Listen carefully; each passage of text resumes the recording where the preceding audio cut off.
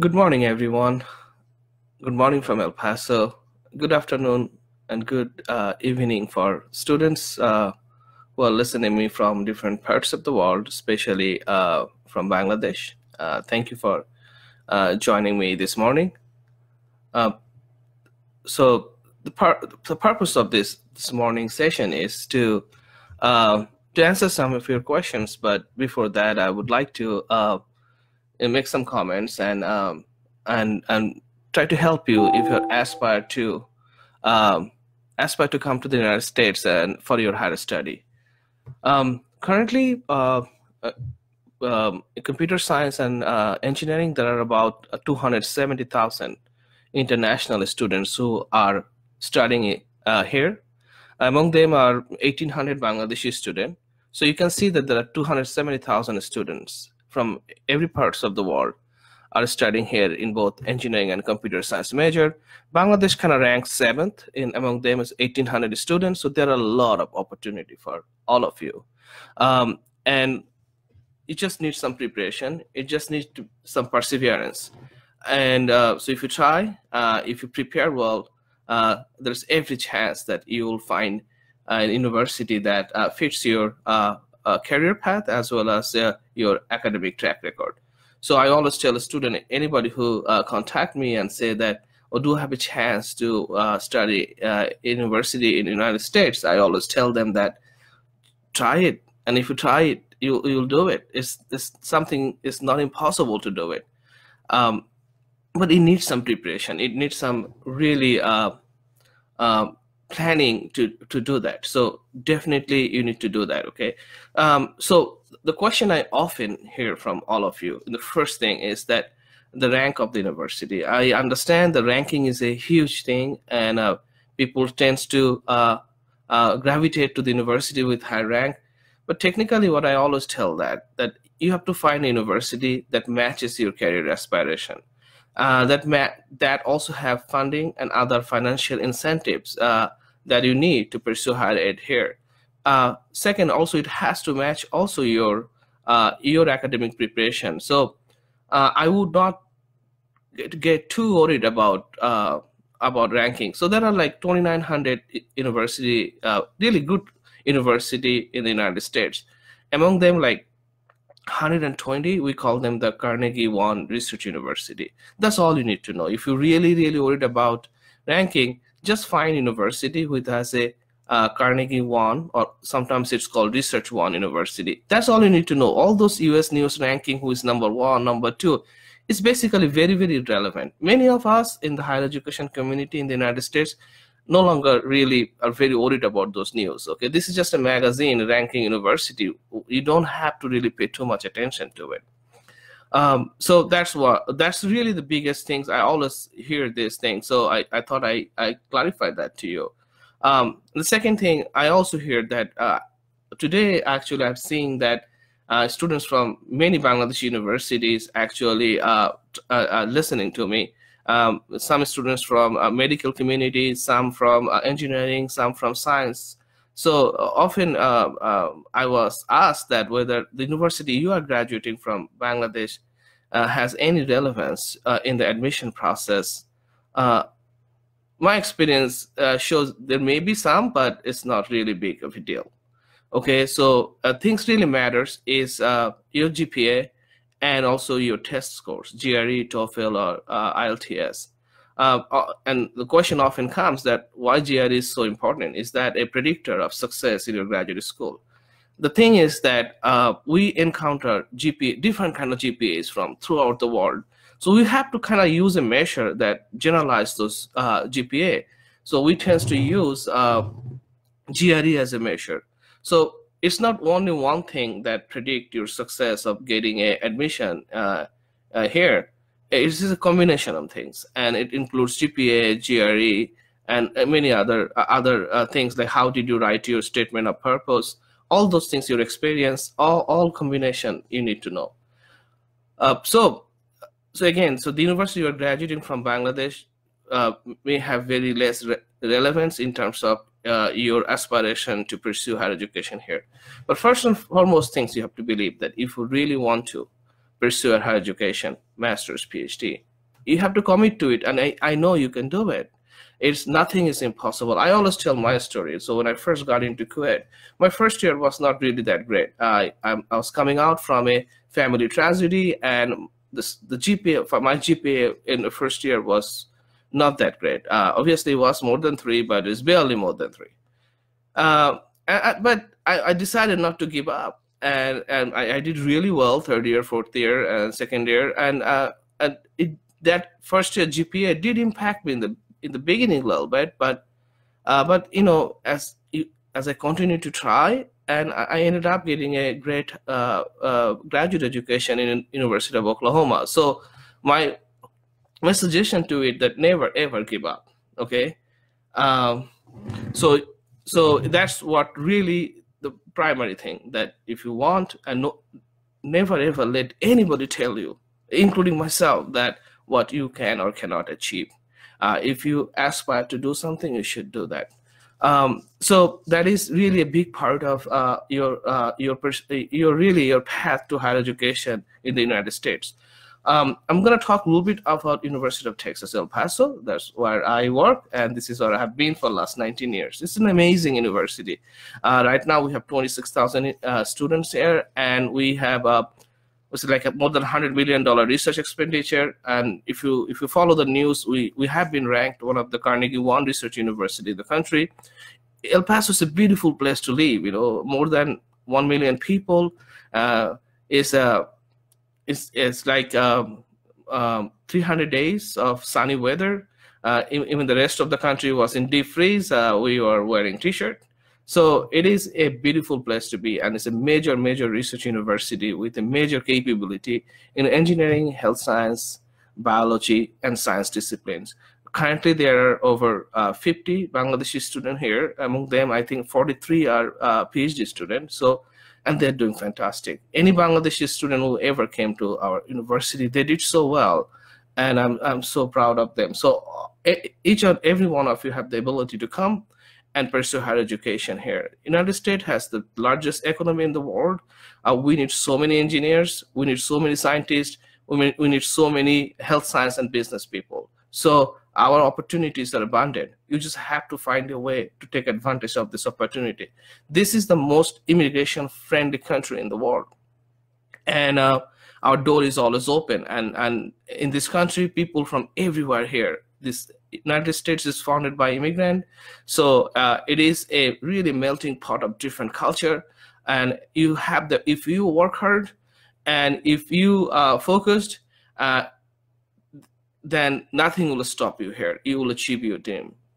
So that was my intro talk, but I will now kind of follow through some of the planning purposes. So, and then at the end of my talk, I'll try to, I have around 40 questions in front of me, but I'll kind of group them and try to answer your questions. You can also ask me live question through the comment section of this live video. Okay, so how to prepare for application process? This is the first question. This is the first thing you need to do. To be honest, this is a preparation for more than a year. Okay, you really cannot just think about one fine morning that, okay, I want to apply universities in the United States, and I'll do it. It doesn't happen that way. So you have to prepare. So what are the preparation? Okay, obviously we expect that you have a good GPA. Basically a GPA of about 3.5 is always a great thing. But it doesn't mean that if you have GPA less than 3.5 that you don't have chances. Absolutely not right. Or even if you have a GPA less than 3, you still have a lot of opportunity. You have to get other thing right. So the GPA is one part. Sometimes you may have a bad GPA in the first year, then you have good GPA rest of your career. So what you need to do, show progressively that you made a really, really great effort to improve your GPA, and your application package needs to reflect that. So, and then the preparation for the GRE and TOEFL, and some people, we also accept IELTS. Most US universities now accept IELTS. So I would take IELTS later. First, we'll take GRE, and obviously GRE requires significant preparation. And the math section is not that difficult, but it needs a lot of practice. But the English section requires significant preparation. So I would give you a year to prepare for that. Many students who are very successful getting admission in here often starts in the third year or even second year to start preparing for the GRE. You know, maybe 20 minutes a day if you study, and that's more than enough. You know, for 2 years period, if you study 20-25 minutes every day, by the time you graduate, you are quite ready for GRE. And a lot of test taking and other things need to consider. So that one aspect of it. The second aspect, second aspect of it is how to find a professor who will support you. This is the most trickiest part. And many of us receive about 200-300 emails every day from every part of the world about the possibility of higher education in the United States. It's challenging for us to respond to all of them, but really you have to put together your email to the professor in a very professional way, and that is the primary trick. You have to be very concise and really highlight your strength. So one of the major mistakes most students do is that they go to our website and see the areas you are working on, and then copy that in the email, say that, oh, I'm interested in rocket propulsion or some other thing. We clearly know that you don't have experience or understanding of most of the things we are working on. So do not ever copy things for our website and just put it there. Try to really talk about more generalized term, right? If you're because it's very difficult to know exactly what that particular faculty member is doing. So I would rather write in a generalized term and saying that maybe you are interested in broadly in the thermal science area or a control area or electronic devices area, and rather than just copying things from the part. And it has to be really error-free. You should not have no grammatical error in your email, and needs to be really, you have to spend a significant amount of time drafting that email, and make sure you have someone who proofread your email and there's no error, grammatical error there, or spelling mistakes there. And you know, it's often better if you can find somebody that have more understanding in American English and write your email accordingly. That's really, really important part of it. So the email communication is very important, because you have to, if you write a big one-page email, nobody will read it. If you write a one-line email, I won't understand about you. So you have to write maybe 1 or 2 paragraphs explaining, highlighting your academic credential, and then some of your work experience, and now connect back to see that why you believe that this particular faculty member's team you will do well. And that is very important. Also, do not send emails to every faculty member in the same department. I often see that same email came to 21 of my colleagues, same emails. And so you know that everybody talk to each other. So that's really not a great idea of doing that, okay? So you have to have some sort of understanding that the area you like to pursue, maybe 1 or 2 or 3 people. And often we actually forward email to each other. Let's say someone sent me an email and that particular student is not in my area, but I do know someone who's looking for a student. I often just forward that email to them. So there is absolutely no need to send email to every faculty member in that particular department. That's absolutely a wrong way of doing it. Other thing you can often do is just send the email to the graduate advisor or graduate director. That will definitely help, no question about it. And he or she may actually forward the email to the rest of the faculty. That's second. And the third part, obviously, is really putting your CV or resume or vita together. This is really important, okay? Try do it in 1 single page, not 3 pages. And in United States, we do not really include personal information in our CV. That means you don't need to put your father's name, mother's name, your religion, your marital status. None of the things necessary. There are really great examples of CVs in web, and it has to be very nicely 1 page done. Really talk a little bit about your objective, one or 2 lines, and then your academic credential, your work experience, and any research or other projects you worked on. That's about it in 1 page. That's it. And you don't have to put references in the CV in the beginning. It says available upon request. And if anybody's interested in you, they will ask you for reference later anyway. So there's no need to put a bunch of people's name in your CV. So that's really important. So this, I could not emphasize enough that the CV is, or the resume or vita is extraordinarily important. That's the second phase. Right? First phase is the email that you're writing to this faculty member you are looking for support. Second is that once he or she is interested in you, the second, right away, he or she will open your CV and try to understand your credential. Obviously, people with dazzling GPA and GRE score get a quick attention. I'm not going to hide that. That's really true. But if you show that you have worked on really great research projects, you work on really great academic projects, and those are listed in your CV, that works. Definitely works, despite you may have. So if you have a little bit not so good GPA, you must do very well in the GRE. That's really the one thing. You must do that, and that kind of compensate for the lack of GRE score. So that's really so. Try put together a CV. It was very professionally, no error, no personal information, but primarily highlighting your work experience as well as your academic projects or research projects experience. So when I did this Facebook Live 2 years back, I suggested the students that they should also add a 1-page or 2-page, like a good slide about if they worked on some research project. And many of the students that time, they told me that that really helped them. Some of them actually got admission in different U.S. university because that slide actually was helpful for them.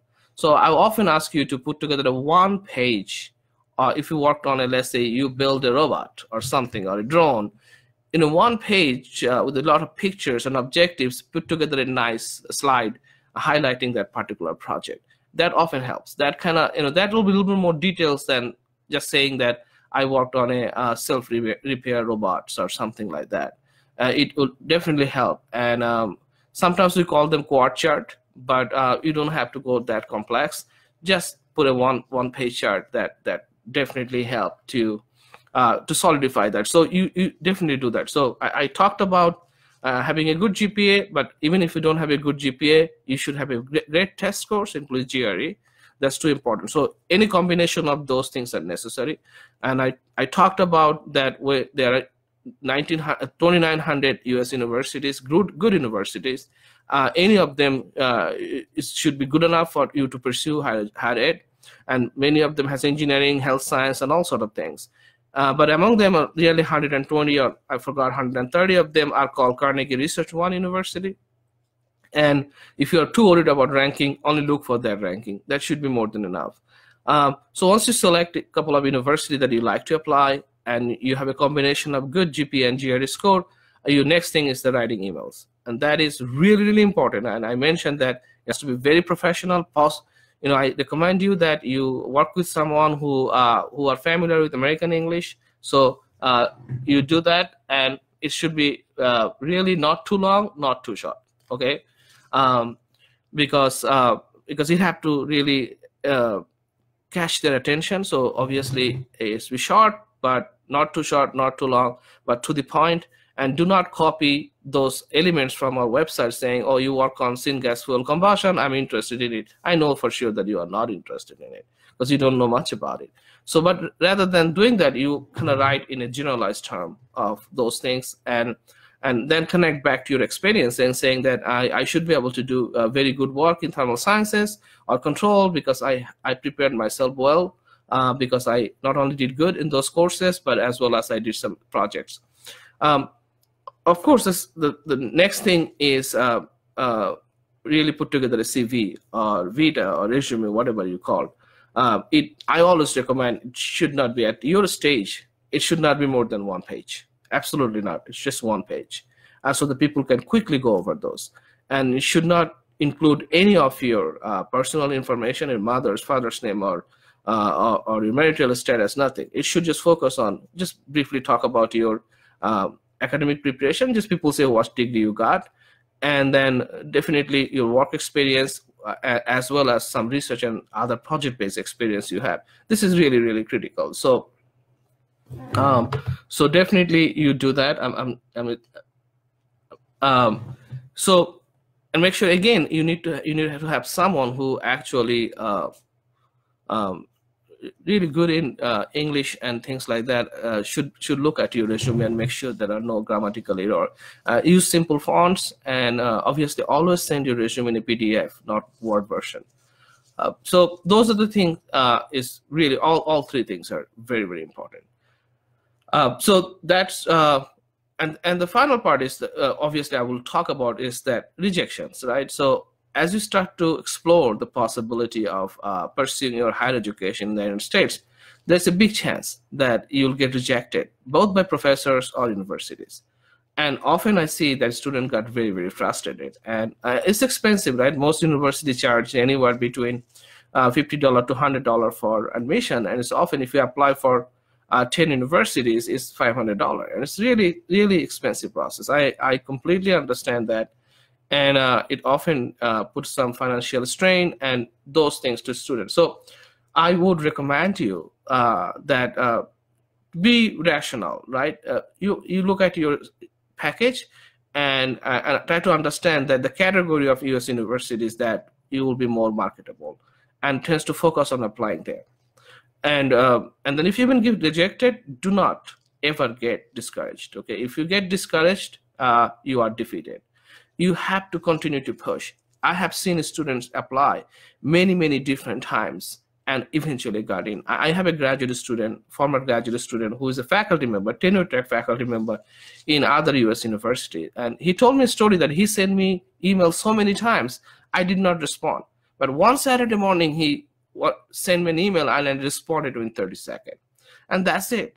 And he got admitted. He finished his PhD from UTEP, now having a really exciting career in another university. So this is, so you have to be very persistent.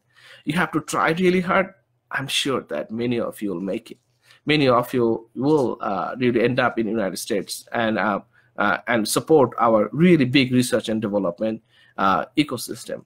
A point of caution, because of Facebook and many other information pathways, the student tends to get information from all over the places. So I often see that a graduate student from one university is giving an advice to other students that, oh, you should not pursue this area, you should not pursue doing this or doing that, or you're not going to have a job. Well, they always mean good. The problem is that most graduate students who are studying here may not have this overarching vision that what exactly U.S. higher education or job market looks like. Just because they experience something bad doesn't mean that will happen to you. Just because somebody pursue control or heat transfer and they have difficulty finding a job doesn't mean that it's going to happen to you. It probably most likely it is because of that particular students, the particular experience he or she had that preventing her getting a job. Our job market is very, very solid and it's growing, and our students are finding job everywhere. UTEP, University of Texas El Paso, we have trained many students from Bangladesh, and each and every one of them did so well in their career. And so I will always encourage you to pursue and should not listen to just one person saying in the internet or Facebook that, oh, I pursued this particular area and I did not do well. So I would rather really focus on what you want to do and really stick to it. And if you really want to pursue control, just pursue control. And I'm certain that the magnitude of economy we have, the magnitude of opportunity we have in this country, you will be successful. You just have to really work hard on that. So that was my initial talk, and I hope it was helpful. But I would like to answer a couple of questions. I actually grouped them in in different sections. So I get it. So let me just open my notes. Give me 1 second.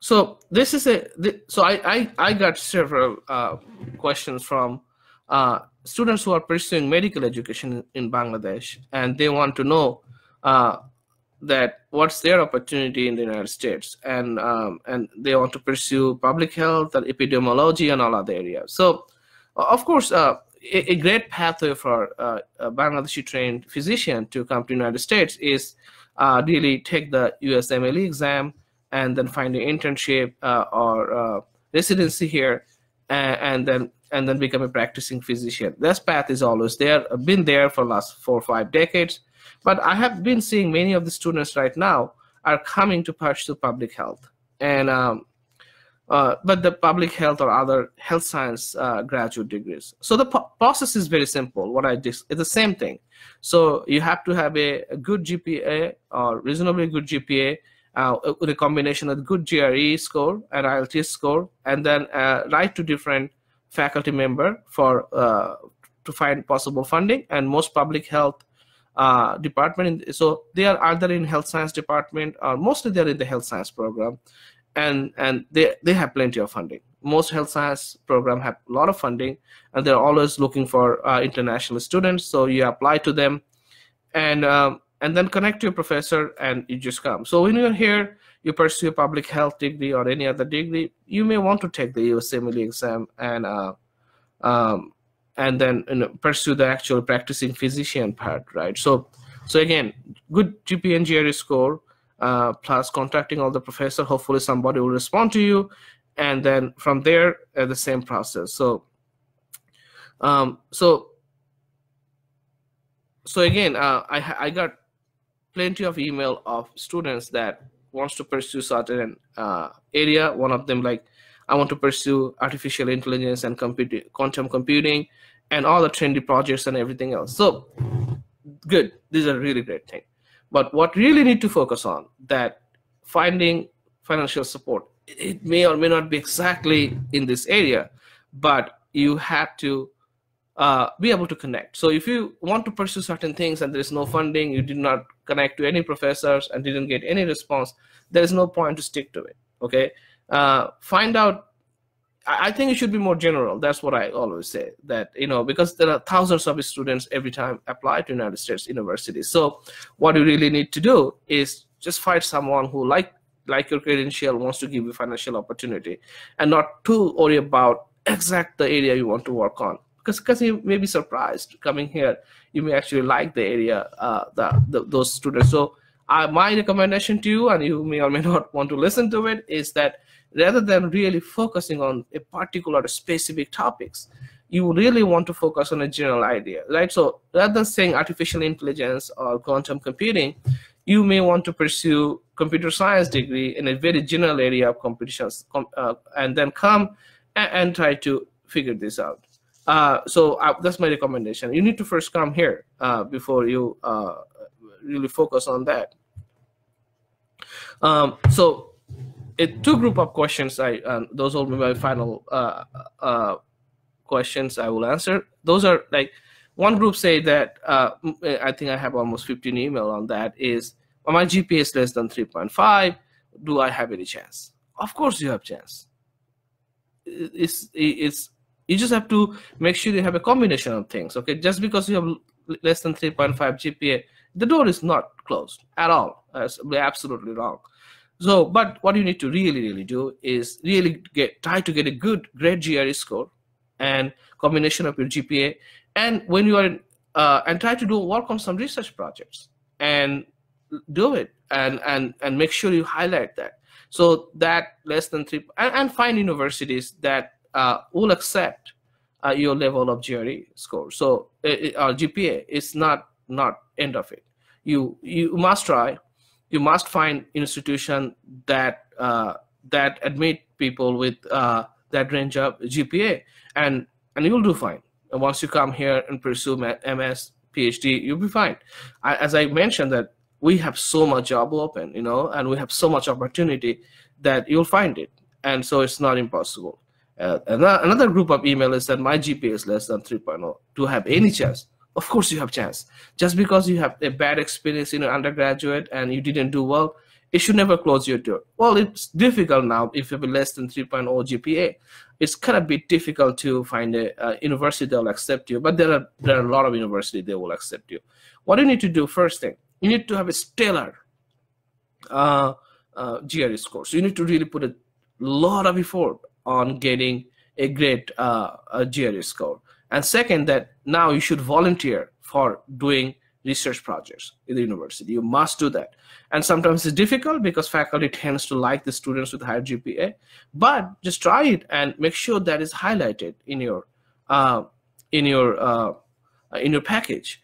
But one other thing I always propose, that if your financial situation, let's say you did not get a financial assistance because you have a lower GPA, what you need to, if you get admitted and if you think that you have enough financial means to come to the United States, I'll recommend you doing that. Just start first semester self-funded, and I'm 100% sure that by the second semester you'll get something. Okay, so that is all for today. I really thank you for joining me today. You can always send me a message through my inbox, and I don't always have a chance to respond them quickly, but eventually I will respond to you. Okay, and good luck everyone, and hope you all who joined me this morning will have a chance to pursue master's and PhD here. Thank you so much.